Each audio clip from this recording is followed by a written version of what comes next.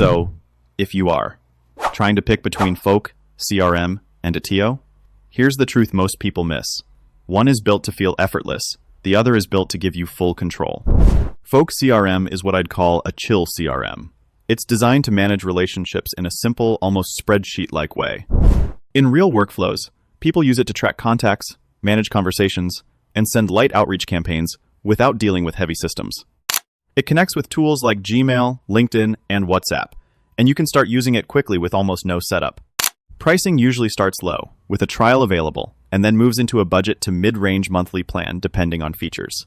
That makes it easy for beginners to get started and even start earning by managing clients, leads, or partnerships quickly.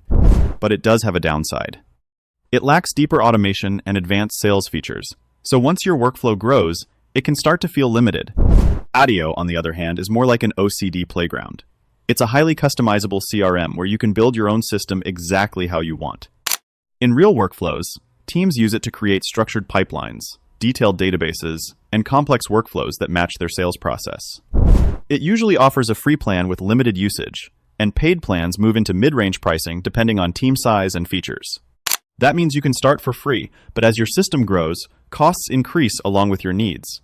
It's powerful, and if you set it up well, you can run serious sales operations and scale faster. But I found some downside. It takes time to learn and configure, so beginners may feel overwhelmed before they even start using it properly. So in practice, Folk is best if you want something simple, fast, and easy to manage relationships without stress.